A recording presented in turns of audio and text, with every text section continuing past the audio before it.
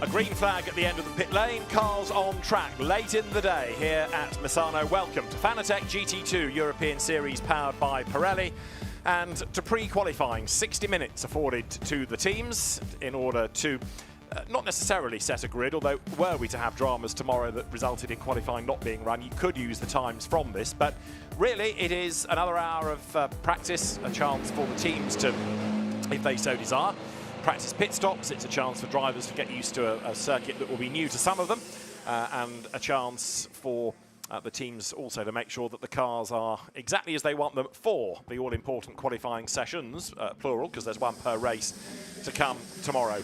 You'll expect to see each driver have a turn behind the wheel, and the Fanatec GT2 European Series coming here on the back of two really good races at Paul Ricard a month ago, where we had the biggest grids we've had in the championship's history, and it continues to grow this weekend as well, with a number of names either returning to the championship or in one or two cases making a long overdue debut in it, the kind of driver that you would have associated with GT2 racing. Now, the Misano timetable is a very busy one, and that is partly why the cars are out on track late in the day. We have just gone past 8 o'clock local time.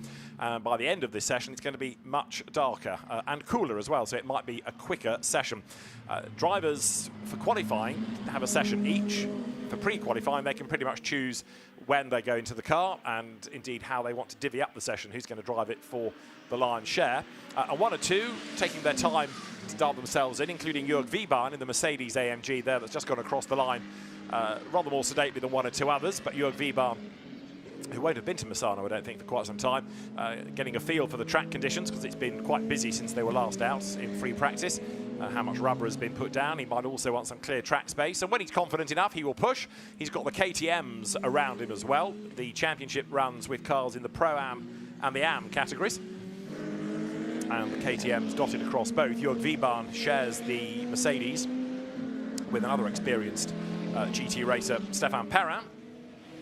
But it is Jörg Wiebahn who was the 2016 GT4 Europe champion behind the wheel of the Dorient Hotel sponsored car at the moment. You can see the KTM's fleet of foot, and giving us a hint of what we're going to have for GT3 cars at the end of June. In other words, racing in the darkness at Spa, the CrowdStrike 24 Hours of Spa, where headlights and driving in the darkness will become very much a focal point.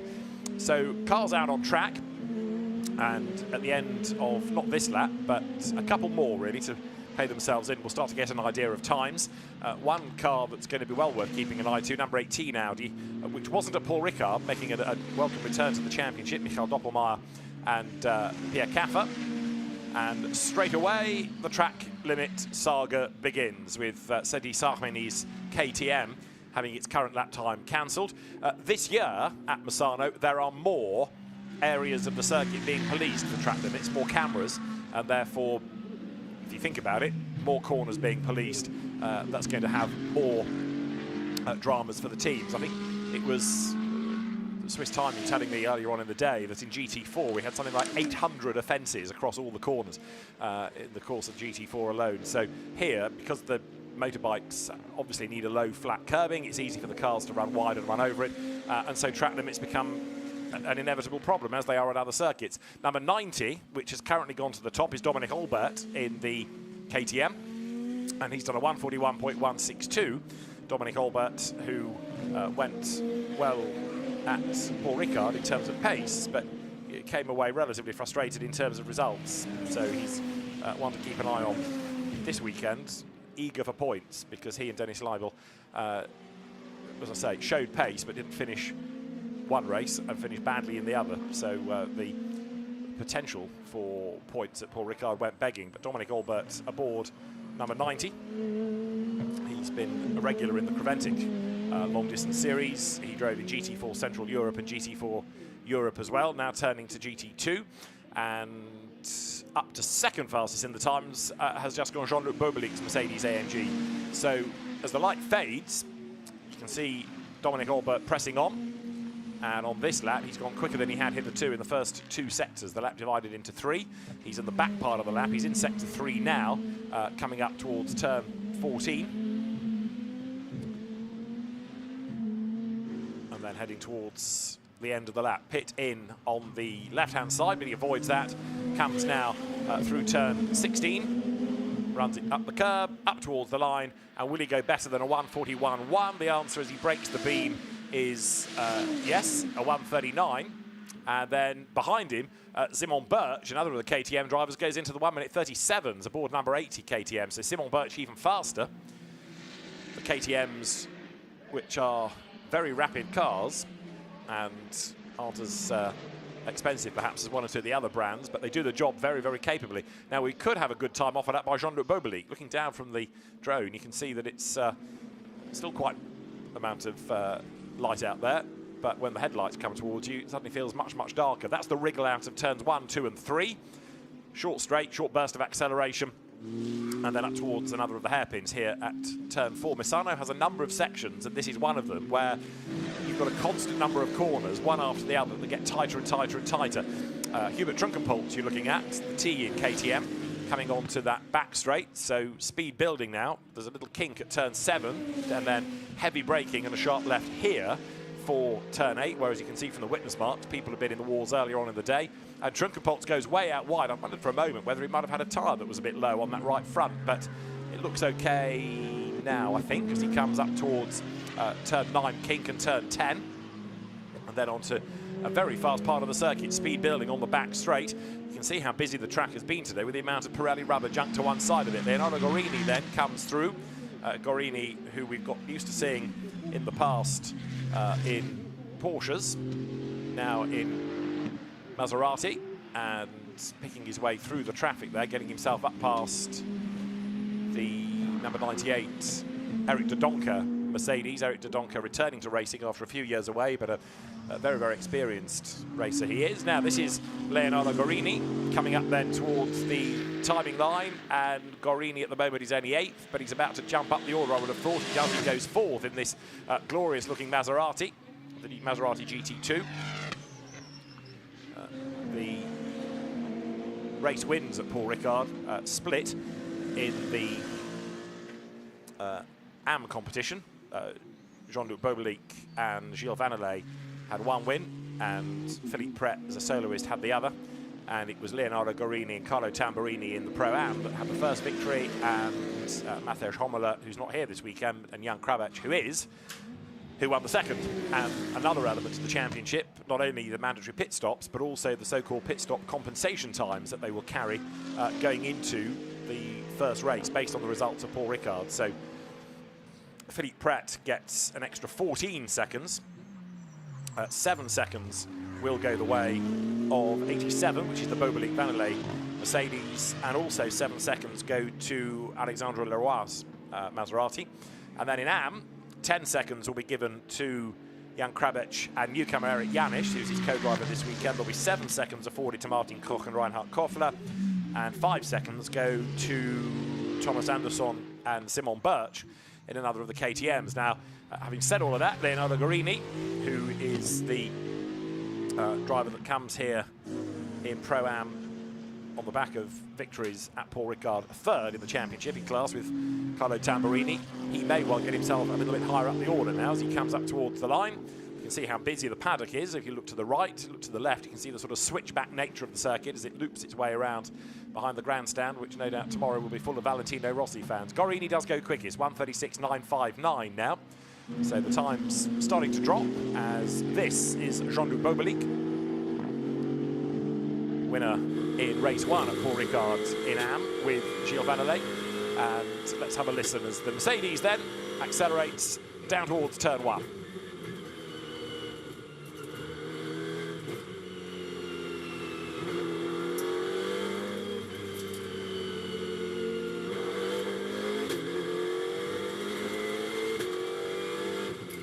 Gets past the KTM, hard on the brakes, up towards turn 4.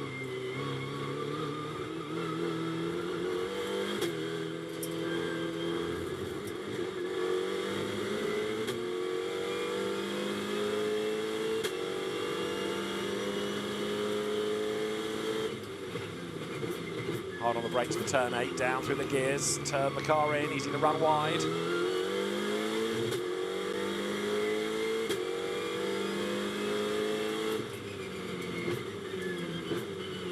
at 9, turn at 10, and then back on the power to drag the car out the other side of the corner.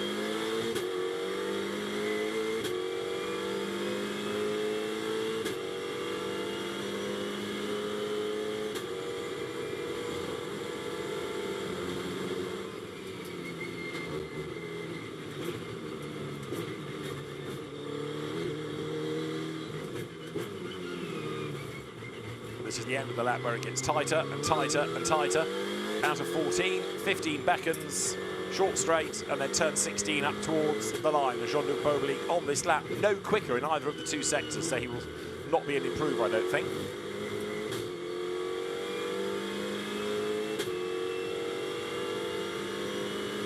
He's second fastest, and the only reason that he's second fastest isn't because he's improved his lap time, it's because others have had a lap taken off them for track limit offences.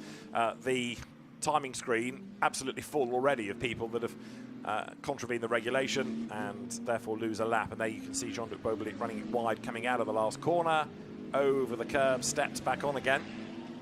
But there's an absolute army of people now at SRO events having to police the track limits. And here, as I said earlier on, with the curbs being so low for motorbike racing, it's more of an issue than it is at other circuits, far more than it was at Brands Hatch, let's say. Right, Jan Krabec up to third fastest and doing the absolute best within Sector 1. This is Dominic Albert, still at the wheel of number 90 KTM, heading up towards the timing line. Wide, but keeps a wheel on the tarmac, accelerates up past the pits. Is this going to be an improvement for Dominic Albert? Stays fourth fastest, so he doesn't move up the order, even though he did two personal and an absolute best. Jan Krabec, in the meantime, who was the best of the AMs last year, he was the AM champion no less, comes towards the line. He was in the wars a little bit at Paul Ricard, but he's got great pace as Jan Krabec, and this could actually put him to the top of the times because he has done an absolute best and a personal best. His best lap is a 37.0, a 36.6 would be absolutely ideal to put him at the top of the times, and as he breaks the beam, it is a 36.7. And that is good enough to go fastest by 100th of a second then. So Jan Krabec up to the top of the times. Then you look at the message line and see whether 89 as a number features in the cancellation of lap times. And I think he's okay. So Jan Krabec keeps the lap, except Jean-Luc Beaubelic goes even faster in the Mercedes, does a 36.3 and puts himself 4/10 clear of anybody else. So Beaubelic, Krabec, Gorini and Koch is the order at the moment, with Beaubelic the leading Pro-Am and, the leading Am, and Krabec the leading Pro-Am. Right, Dominic Albert has fallen to fifth. Jean-Luc Beaubelic the fastest, from Krabec, from Gorini. And the timing screen continues to shuffle, partly, as I say, because of people improving the lap times, but also because of lap times being disallowed. Klaus Angerhofer's KTM has not yet done a lap for reasons that are not immediately apparent. And also Jörg Wiebahn has just gone back out again after a pit stop, and that's Eric de Donker in aboard number 98 Mercedes, which he shares with Loris Hezemans. It's a good Benelux team, that. The Belgian and Dutch drivers, new tyres going on. Eric de Donker staying at the wheel. Number 24 is the Maserati in the hands of Alexandre Leroy that was good at Paul Ricard, and underlining the fact that you can have solo drivers in this. The regulations have a set time in the pits plus the compensation times for your success, and Alexandre Leroy doing all the driving on his own, which perfectly entitled to do. He will come across the line now having slipped to 7th and gets up to 5th on that lap. So Alexandre Leroy goes by and goes quicker still, which you can anticipate as the car gets lighter and the drivers have become a little bit more confident with the track surface. He's raced in the historic scene of GT cars, endurance legends, so sort of 1990s, early noughties GT cars, Carrera Cup France and then GT2. This is Philippe Pret, whose son Louis is in the GT3 element of the weekend. And Philippe Pret, twice Ferrari Asia Pacific champion. He's raced in the Asian Le Mans series, another experienced sports car racer. When his perfumery business commitments permit, comes up towards the timing line now, not using as much of the curb there as others. And Philippe Pret is ready to cross the line. He goes 7th, does he? Does he improve? No, stays 7th. So Philippe Pret being consistent, even if on that lap he was down by 36 thousandths of a second on his earlier best lap. Alexandre Leroy, in the meantime, absolute best within the first sector. So the Maserati, there it is, that stands out with its kind of day glow highlighter pen colours adorning it. That car looking as though it should be an improver. It's dropped to 8th now because Mauro Ricci is up to 5th, so that elbows the Maserati down 1 spot, but he's lost time in the middle sector, as you can see. Green's good, purple really good. Anything with an orange background, not a smiley face, because that means time has been lost in the sector. Quite a few drivers have pitted, so we might now be seeing the first, if not fresh tyre run, possibly a driver change run as well. So Leroy down to 8th, breaks the beam, only up to 7th in the end, despite the way the lap started looking really promising. It didn't pan out that way quite so much. Gilles Vannelet takes over then from Jean-Luc Bobelic for the Acodis ASP team. So Jerome Policon's squad may not be in GT World Challenge anymore, but it is still represented within the paddock. That is Michael Doppelmayr going over the line. Michael Doppelmayr, in fairness to him, is not as quick as Pierre Caffer, and Pierre often, the former Audi works sports car driver, has to do the lion's share of the work, but Michael Doppelmayr is a good character and enjoys his racing, and it's good to have him back on the grid. He missed Paul Ricard, but it's good to have the Audi here. We've had quite a mix of cars come to the championship over the years, but the Audi, one of the original ones for the new look GT2 class, and these conditions giving the drivers an opportunity to feel what it's like going from daylight to dusk to dark, because that's, as you see, Alexandre Leroy's car stationary. Tomorrow's race will be run at around about this time of day. Now, Leroy has ground to a halt on the back straight, I think I'm right in saying, and the race officials will probably give him about 30 seconds or so to do a complete reset, Control-Alt-Delete type restart. Then, if the car doesn't move, they might have to intervene and get it out of the way, but the yellow flag still shows. So Michael Doppelmayr, who had 2 Pro-Am podiums last year with the help of Pierre Caffer, coming towards us then. Pierre Caffer, of course, a Le Mans GT2 class winner in a Ferrari, but he's been mainly associated with Audis of late, and Leroy has got it going again, so it was worth giving him the time rather than a red flag to scramble anything. So the Maserati restarts, gets out of the way, and the session therefore carries on unaffected, which is good to see.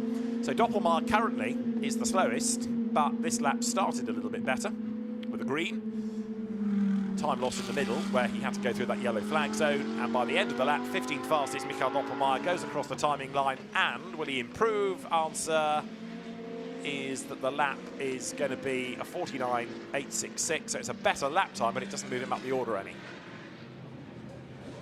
Others look on. And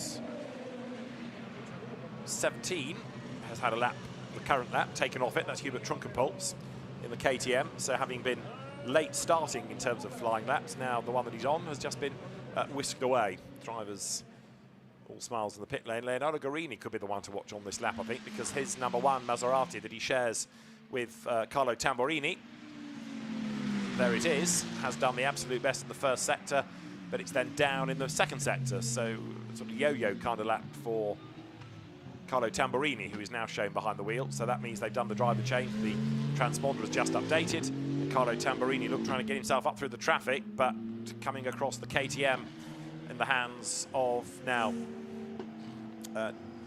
Dennis Leibel.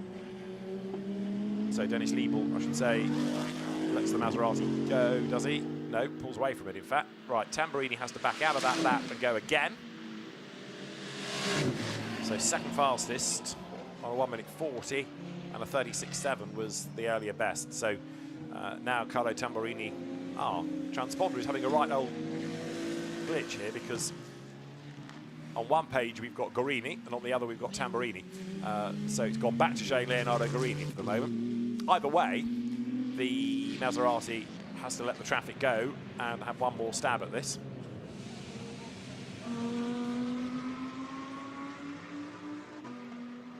Whilst #1's transponder sorts itself out, Jörg Wiebahn, who was slow-ish at the start of the session, is now well and truly dialed in, because he's up to 4th fastest.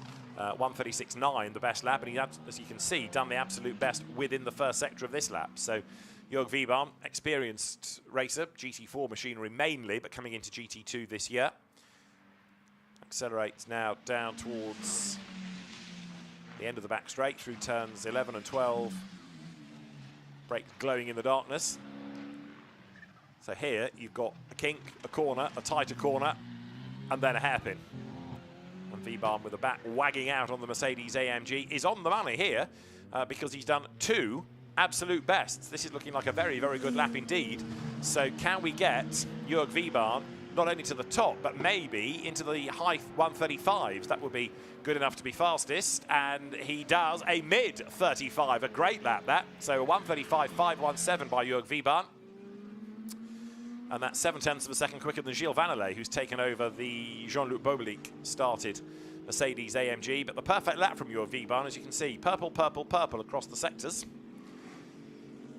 And proof of how hard he was trying comes here, coming out of turn 16 in super slow-mo. Up the curb, but not too far up the curb to alert anybody to track limit offences. So fast but under control, as you get an idea of the countryside around the Misano circuit. Looking at that high shot, there the KTMs together. And Reinhard Koffler, who was a very good single-seater racer 20 years or so ago, finding himself stuck in traffic as he comes up now towards turns 5 and 6. So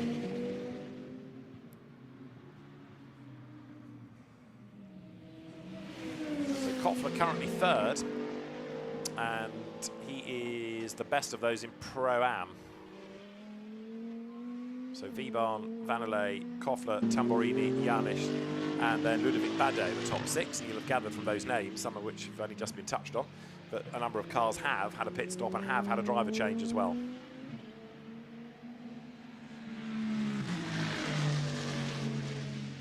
Now Reinhard Koffler coming towards us, headlights ablaze, down a little bit though in the first sector of this lap, so no improvement coming.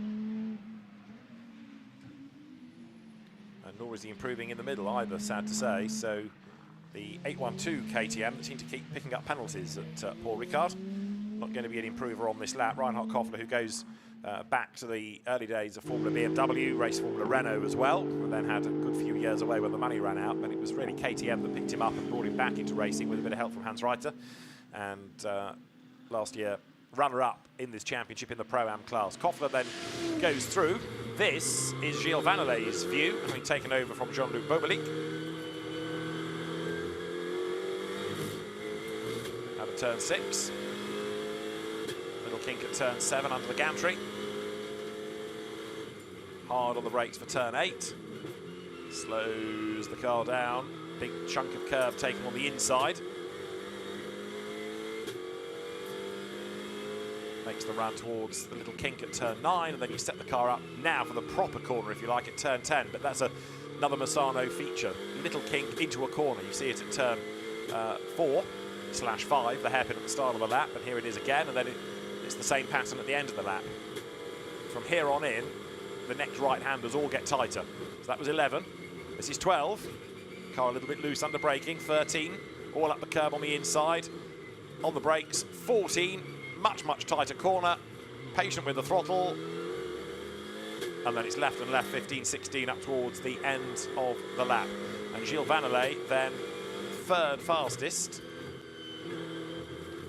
And part of the reason for that is he's had lap times cancelled for track limit offences. Carlo Tamburini is up to 2nd, 2/10 down on Jörg Vebaan, who is now in the pit lane.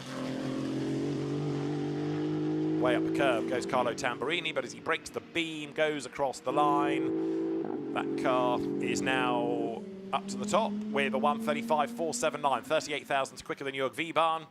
Reinhard Koffler goes through, it's looking good in the sectors, but 4th because he lost time in that last sector of the lap. And Carlo Tamburini, cancellation of current lap time.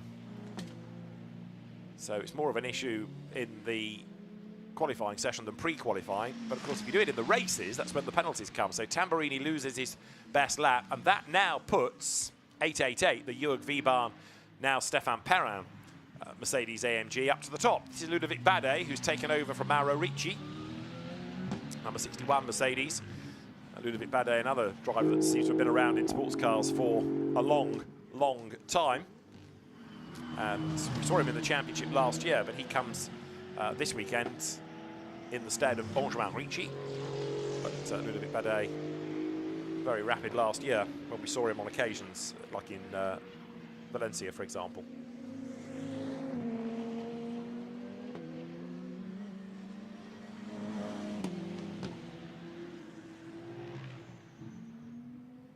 Championship didn't come to Misano last year. 2 years ago, wins went the way of Kevin Wieder and Anders Fjordbach in the Brabham in race 1, and Michael Doppelmayr with Elia Earhart in the AM class, and then race 2, Nicolas Salens and Stinus Longin, who aren't here, and Henri Hassad, last year's champion in AM. Henri Hassad not here this weekend either, so it leaves the way clear for some new names. Carlo Tamburini, the only Italian on the grid, comes towards us, and there number 2, the Philippe Pret Maserati. Both of those cars out of the LP Racing Luca Piri stable.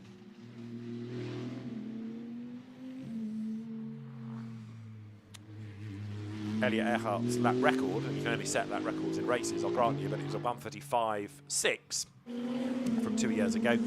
And in the cool pre-qualifying conditions of this evening, a 1:35.5 is the best that we've had of anybody. So you can see how GT2 has moved on in the last couple of years since they were last here. Philippe Pret goes over the line, and over the other line as well, wheels way over the white line on the run down towards turn 1, moving the car as far to one side as he can to then swoop across and get the apex for the corner. Philippe Pret 5th as he went over the timing line. Ludovic Badet was 7th, and he's up to 4th now in the Mercedes. Car quivering a little bit under braking down at turn 1, but he's gone through. And number 80 into the pit lane for Thomas Andersson to take over from Simon Birch. Carlo Tamburini in the meantime, not improving in the middle sector, darts past the Mercedes that's for the moment bailed, pulls out of the way. What's going to be intriguing about this is when you get Pierre Caffer into number 18, Michael Doppelmayr's Audi. I suspect that Michael won't have done much racing this year, so probably important that he gets the lion's share of the mileage in, but Pierre Caffer might just do a couple of laps before the checkered flag and probably will pop up to the top. It's a fascinating combination that. With respect to Michael Doppelmayr, he is not the fastest driver, but he has always gone with quick co-drivers, and so if he can keep on the lead lap or a safety car helps, then it always brings that car into the mix with Pierre Caffer or previously Elia Earhart behind the wheel. Way out wide there over the curb goes the Mercedes, and that is the car that Stéphane Perrin is behind the wheel of and may well not keep that lap. Let's see.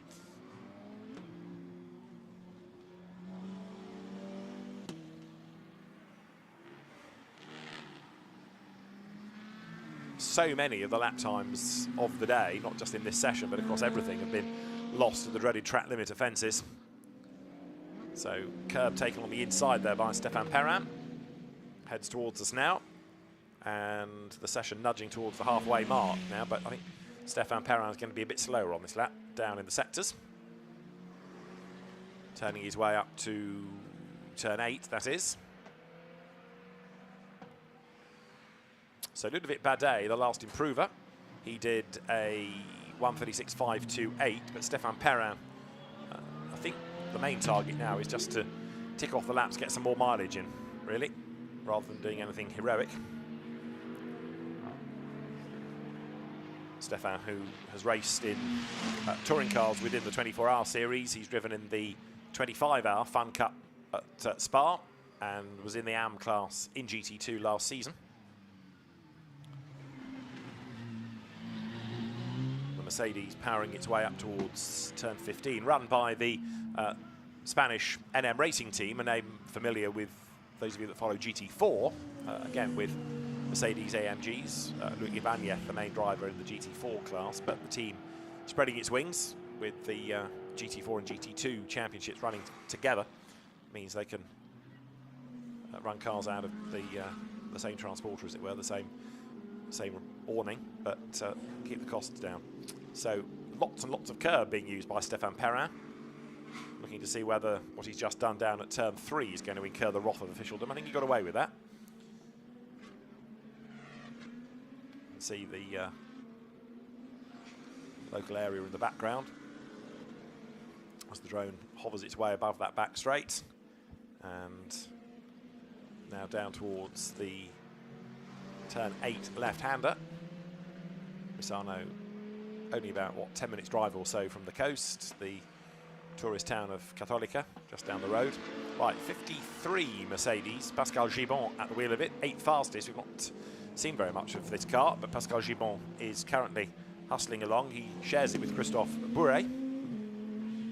And another of the Mercedes, it's not that long ago, what, 2 seasons, when the Mercedes AMG GT2 debuted. Stefan Rattel and Ben Schneider shared it at the Red Bull Ring. And now here they are, far more prevalent on the grid, far more having been built, and they're very quick as well. So the Pascal Gibon Mercedes AMG down towards turn 8.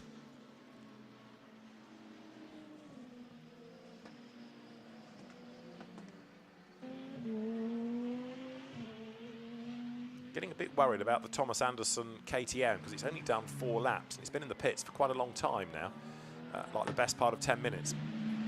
So a car possibly with a problem. And we are into part 2 of the session, if you like. Pascal Gibon then accelerates up towards turn 12. And now the driver's having to cope with a change of feel to the circuit. It's a little bit cooler. Cars might be a little bit faster in the cooler air, but equally the reference points, they're not disappearing because it's not dark, but things will just be changing a little bit. It's going to be really interesting when we get to GT3 qualifying later on in the night, because that will be dark and bits of the circuit very well illuminated, but drivers are going to have a different feel for the circuit with their second race being in the darkness tomorrow night. Pascal Gibon then across the line, but no improvement for him. That is number 80 KTM. So that is Thomas Anderson's car, which is the one I'm getting worried about, and one rather fears work has stopped. Now, does that mean work has stopped because it can't be fixed, or work has stopped because they're going to send it out? Shrug of the shoulders, oh dear. Right, so the KTM from the Razoon More Than Racing team sitting in the pit lane. We've got another KTM that's had a moment coming out of, where was that, turn 8, conceivably. Gets going again, and that one belongs to number 16. That was the one that Sedi Samini started the session in. Klaus Angerhofer has been the revolver. And 11th fastest is where you find that car. Michael Doppelmayr, in the meantime, has moved himself up a spot, and 98, which has now got Loris Hezemans at the wheel of it, is up to 4th. That's Ludovic Badet. Up towards the line. Badet down in sector 1, absolute best. Sector 2 goes through, and he's up to 3rd fastest now. So Ludovic Badet, 1:36.250, 3rd fastest, good lap. The premise of GT2 is to have fast cars with aero, but to move around a little bit to give the AM drivers a sense of achievement, a sense of enjoyment, rather than being on rails. But they're not as fast as a GT3 car, so although there is a little bit of movement in them, they're not doing that at dangerously high speeds, for example. But they are designed to be a challenge to the AMs and the Pro-Ams. And anybody that's raced in it is instantly hooked. We have Klaus Angerhofer after his spin, then losing his next lap time. So Angerhofer is not going to improve on this lap. As you look at Loris Hezemans, who is down to 5th. And his best lap is a 1:36.432. So just over 25 minutes of this pre-qualifying session still to run, with qualifying to come tomorrow, split into the 2 sessions determining race 1, race 2 grid, rather than it being based on the results of race 1. Race 2 has a standalone session, and for the most part, a separate driver. Right, Hezemans, though, now with a personal and an absolute best, looking to put himself up to the top of the times. He's got to try to beat Jörg Wiebahn's 1:35.5. Ludovic Badet is up to 3rd. Philippe Pret now up to 5th, so Hezemans drops to 6th, as you can see on the graphic. He just about keeps a wheel in contact with the tarmac. He comes up towards the line. Is this going to be fastest for Loris Hezemans? Yes, is the answer. 1:35.049. The best part of half a second quicker than anybody else. And the KTM of Thomas Anderson has just gone down the pit lane, so that will rejoin after we saw it in the pits, not doing very much a little while ago. Here, way out wide, coming out of turn 13, is Hezemans, and the lap time taken off him. So Loris Hezemans loses the lap, and he's back down to 6th. So Hezemans for track limit offences at turn 13 on that previous lap, lost the time. So what was quickest is now taken away, and he's back down to 6th fastest. It's a frustration that just what you think you know about a car's pace and the order then changes, but at least the track limits these days are being enforced. You might argue that they don't need enforcing and you should let people use the curb. Well, race organisers disagree. The track limit rules are there, and with, like I say, an army of people policing them, there is no escape. So you know exactly which corner and at what time and on what lap you've done it, and even before the end of the lap, the driver, if the team tells him, will know that the lap isn't going to count, so they can back out of it and go again. But Loris Hezemans is going again, but I rather fear might get caught up in traffic right at the very end of the lap. He's got, yes, 2 greens and he's back right out of it. Look, you can see the frustration there, because it could have been a decent lap, but with 2 slower cars ahead, he is going to coast to the line. And this, at turn 13, is the track limit offence. All 4 wheels behind the curb and onto the green. And that, says the telemetry, is a foul. So Hezemans lost the lap and thus is down to 6th fastest. It doesn't necessarily matter at the moment in pre-qualifying, but it would in the race and it would in the qualifying session. The more you do it, the more draconian the race penalties become, of course. They go from warnings to time penalties. So Loris Hezemans presses on, and Michael Doppelmayr, in fairness, is chipping away quite nicely, because he's got himself from the foot of the times 15th up to 13th. Alexandre Leroy, after the Maserati ground to a halt on the back straight, he got it as far as the pit lane, and it's been there for some time as well. So clearly it wasn't a spin and a stall. There's something more sinister for the Maserati. So it is Mercedes, Maserati, Maserati, Mercedes, Mercedes, Mercedes in the top 6.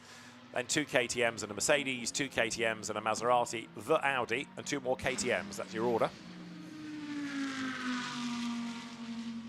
After Porsche and Audi were amongst the brands in the first year of GT2, just the one Audi now, no Porsches on the grid, which is a shame. But Porsche tends to, in different years, concentrate on a different category, whether it's hypercar or GT3 or GT4. GT2 might be next on the agenda. And that will encourage, no doubt, some more Porsche customers back on track. And, of course, Audi Sport, with the real scaling down of the activities, that will no doubt have had an effect on the numbers of cars being operated from Audi customers on the grid. Right, Michael Doppelmayr's car, he hesitates, is up to 9th, which is a big, big improvement. I was about to suggest Pierre Caffer had taken it over, but it's still being shown as Doppelmayr. That's Carlo Tamburini, who is 3rd and has done the best in Sector 1. Doppelmayr, 3 personal bests last time, but to suddenly go from 13th up to 9th, that is quite a gain.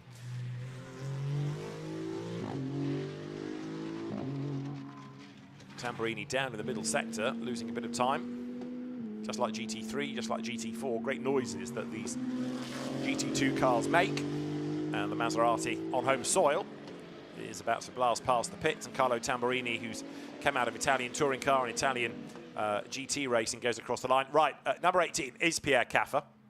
The driver ID is not working, but that big improvement was a Pierre Caffer time. It's just been confirmed on the screen. A puncture for Dennis Liebel brings number 90 back into the pit lane. And that suggests that he may well have hit a curb quite hard to do that. So you can see the tar smoke burning rubber as he comes down the pit lane. So the KTM is in, but number 18, Audi, now that it's got Pierre Caffer behind the wheel, may well fly. There it is. So the last lap got it from 13th up to 9th. And this lap, oh, he's down in the middle sector. But let's see, over the line, stays 9th fastest. There's plenty more to come from Pierre Caffer as he goes down towards turn 1. And as the lights head to the camera, then suddenly you get an idea of how dark it's becoming. And will continue to do in the next 20 minutes.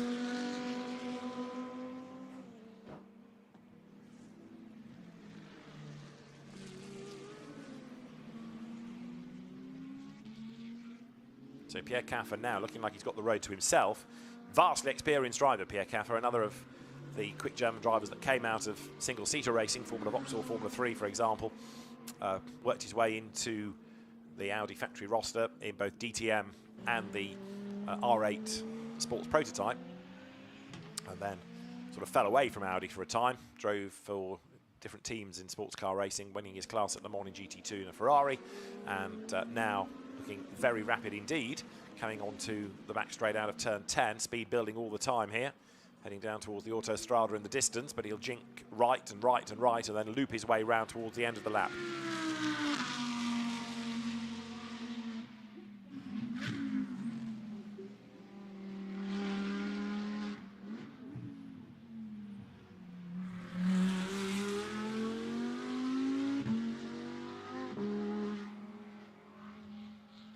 So this for Pierre Caffer, looking quicker again. And 2 personal bests. Mauro Ricci, intriguingly, on his in-lap, did an absolute best within the middle sector, having taken over from Ludovic Badet. Pierre Caffer goes through 6th now. I was kind of expecting that once he took over that car, it would just vault right up to the top of the times, but he's chipping away rather than doing it on just one lap. Gets through the traffic. There, conversations between driver and team, and you can see Eric de Doncker about to get back on board, I think, after Loris Hezemann's most recent stint in the Mercedes AMG Motorsport 98, the team that runs that car, the Belgian team.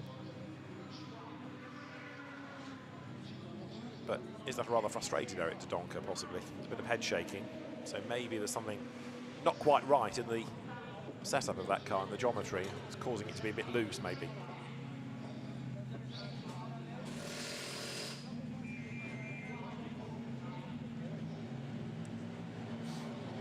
The car at the bottom of the times now is number 17 KTM that Hubert Trunkenpolz has given over to Laura Kreimer, and I think Laura might go quite rapidly in that car.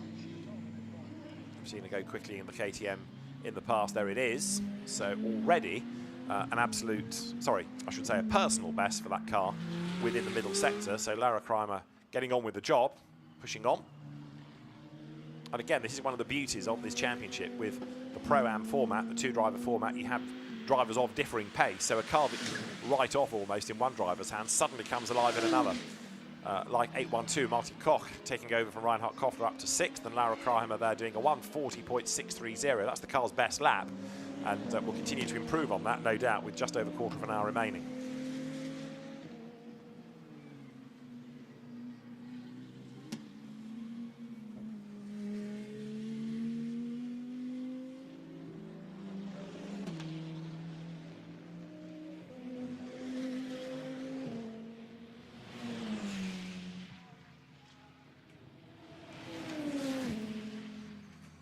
Laura Kreimer down the back straight, and actually down in the first sector, slightly surprisingly. So not an improvement. Light fading. If you look out of our window, it feels quite dark. Look at the cameras, and bits of the circuit much brighter.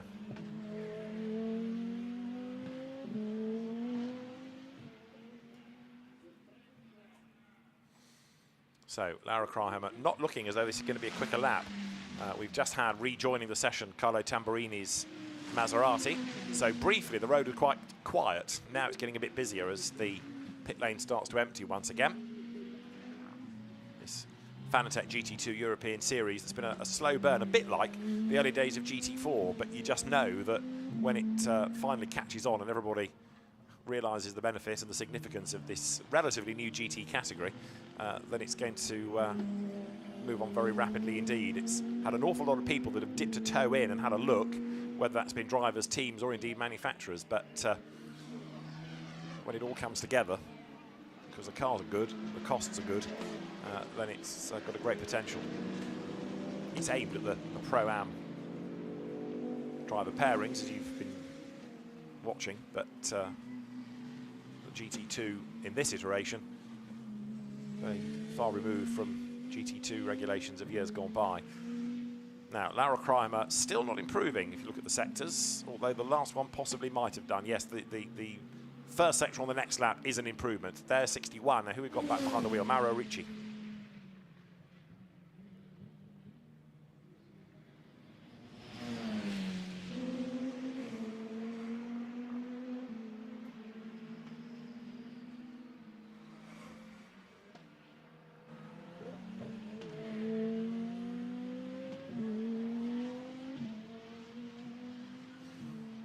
Mauro Ricci then to the end of the lap, but not an improvement. I don't think this is going to be. Martin Koch in 812 KTM is perhaps the one to watch because he's now gone fourth.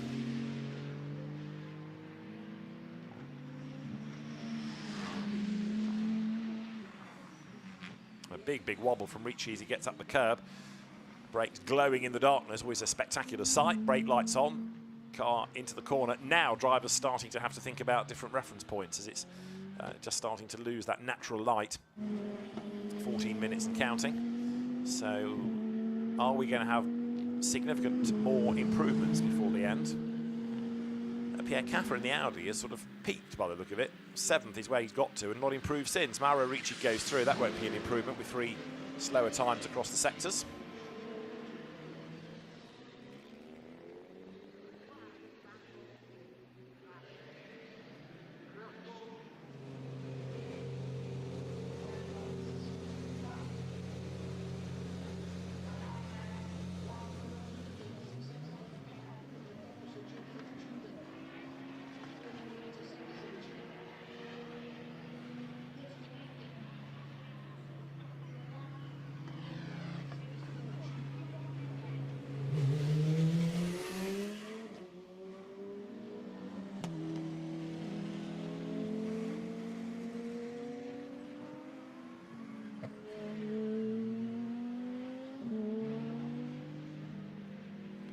Looking at the back straight, where now you get an idea of the darkness as the cars pierce the darkness with the light. Laura Kreimer a little bit quicker in the first sector, down in the second. Somebody just lost a lap time. Who was that? 98. So Eric de Donker having a lap time taken off him. He's gone back out in 98.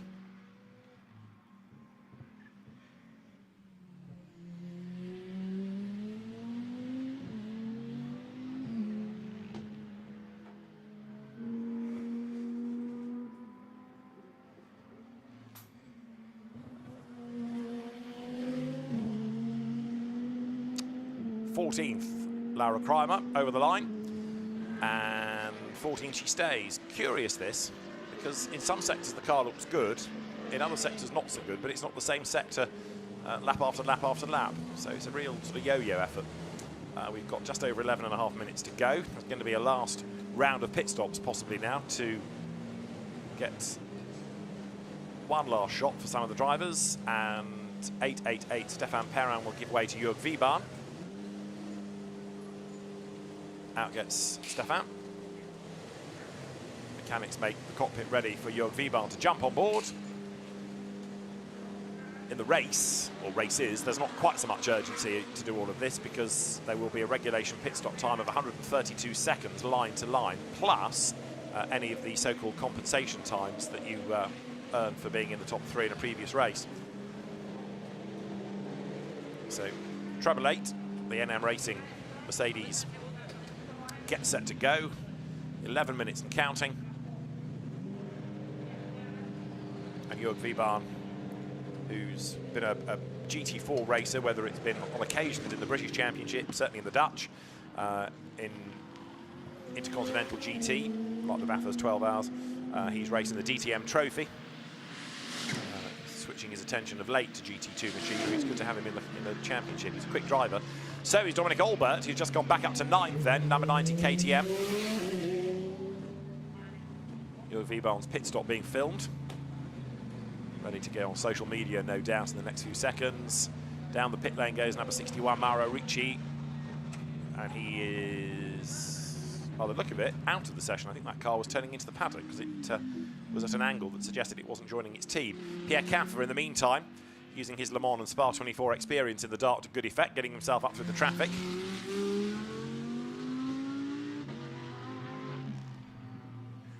And the Audi on this lap has gone quicker and quicker, as in quicker in sector 1, quicker in sector 2.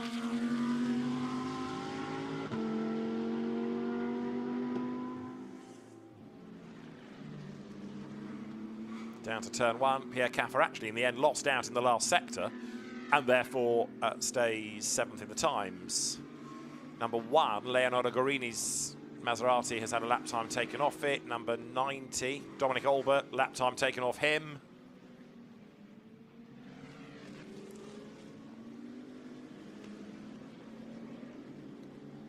So the frustration for everybody is these times disappear, but at least every lap that has a transgression is being counted. It's not random, it's not down to the human eye, it is down to the telemetry. So the drivers do know that if they transgress, they're going to be in strife. And number 17, that's Laura Crimer, she's just had the same lap taken off twice in a sense, because track limits at turn 3 and turn 6 violated on the same lap. So kind of a double whammy on the second race, but either way, he's going to be very, very quick behind the wheel of the car that Michael Doppelmayr started in this session.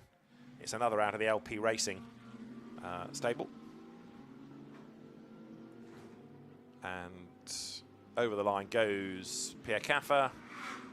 But that lap was well, I was going to say a slower one because he was down in Sector 1 and down in Sector 2, but Sector 3 was so good, it's moved him up to 4th, which is a really quirky lap. So Pierre Caffer dug deep, did a great 3rd sector. Now, can he carry on in the same vein? If the car is getting lighter on fuel and the temperature is dropping as well, this could be his golden opportunity. Temperature is 19.2 degrees outside. Track temperature 22.4 degrees. Laura Crimer this time staying within the white lines, as it were, or is she? Yes. So this lap's okay, and 2 personal bests for Laura. Pierre Caffer's improvement I mentioned. Laura Crimer up out of turn 14, heading to the end of a lap, heading towards the end of the session. 7 minutes to go still. But the KTM now up towards the timing line. Where is this lap going to put her? Is it going to be 3 personal bests? It is, but 14th only. So not the position that you want it to be, even if it's a better lap time.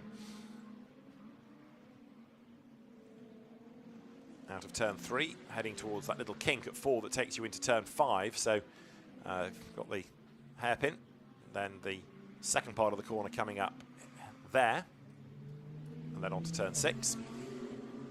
So Jörg Wiebahn, the star of the session, 23 thousandths quicker than Leonardo Gorini. And then Philippe Pret, who's already pitted. He might well go out again. He may decide enough is enough and he'll just stay and watch his son in the next part of the activity, because it's going to be qualifying for GT3 cars coming up in the not too distant. But for the moment, I think Philippe Pret stays behind the wheel.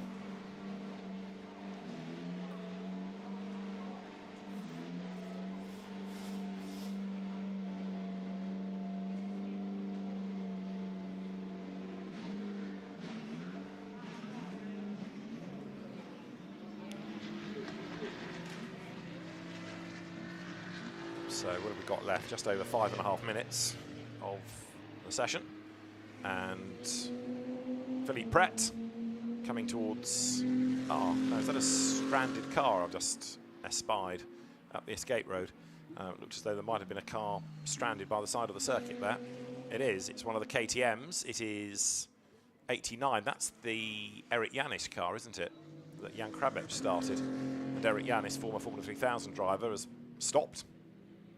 So hopefully that can get going again. Carlo Tamburini's given number 1 back to Leonardo Gorini, who has got to find 24 thousandths by the end of the session to get himself up to the top of the times, but it's easier said than done, that.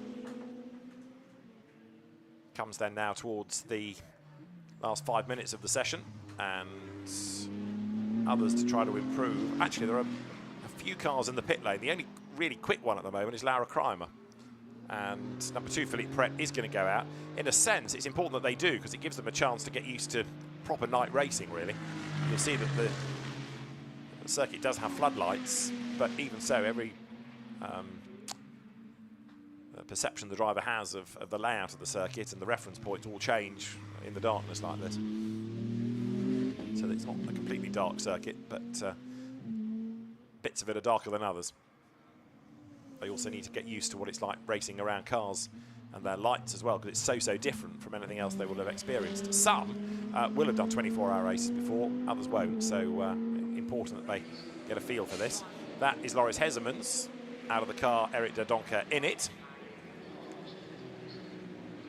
And by the look of it, Eric is going to go out and have one last go to see whether he can bring the car up from 8th on the grid. But they've had quite a few pit stops, like 5 of them, and I think I'm right in saying that's the car that's had the most pit stops of the session. That either means they've got a problem, or it means they've been working harder on the setup than anybody else. In, adjust, in, adjust. And for the moment, the car is in.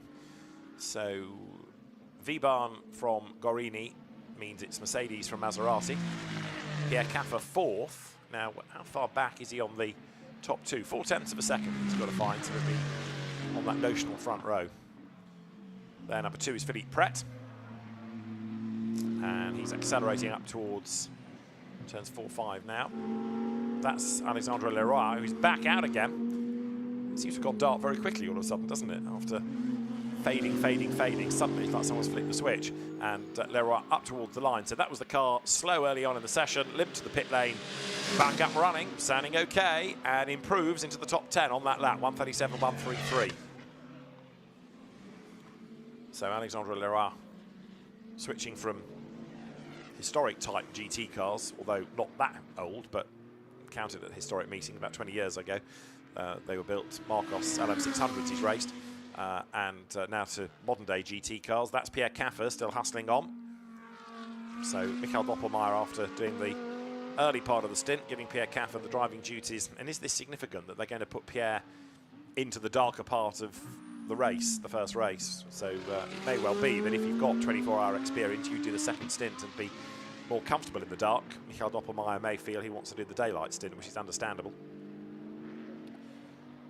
So with just 2 more minutes on the clock, any more improvements to come. Alexandre Leroy we'd seen. Laura Kreimer has improved again up to 13th in the KTM, 1:37.6.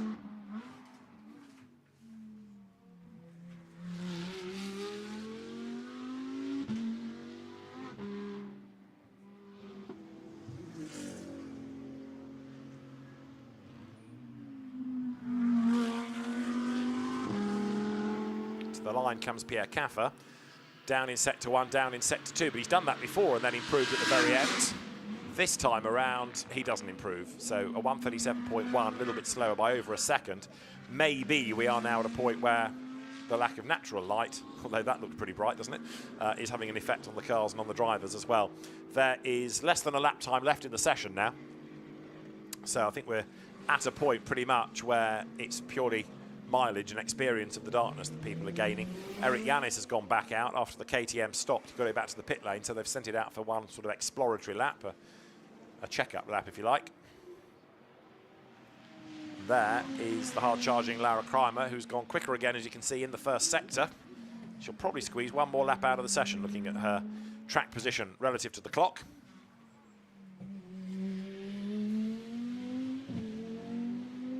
So Laura Kreimer up towards the line. And yes, will get one more lap out of it, but whether she finishes that lap on the track or in the pits remains to be seen. This lap, as she tries to improve on a 1:38.2, is a 1:37.4. Does it stay? I fear it won't. We'll see, but Laura Kreimer is on the timing screen with track limit offences, but the last one was at 20:56. We're at 20:59. No, that one should be all right. So Laura Kreimer up to 12 fastest right at the very end, and that may well now do her and bring her into the pit lane, because the checkered flag is out and the session at an end. There it is. So KTM to take the flag first is, oh sorry, Audi to take the flag first, Pierre Caffer. Not improving. And down the pit lane goes Eric de Doncker, but that's a bit late, isn't it? The flag's out, so not sure that Eric de Doncker is going to get very far. No, the marshal with the red flag will wave him to the paddock. So if he thought he was going to get one lap out of the session, that was mistimed.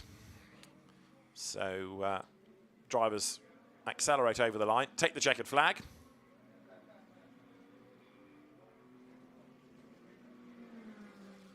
And Jörg Wiebahn the fastest. A really good effort, that. 23 thousandths quicker than anybody else.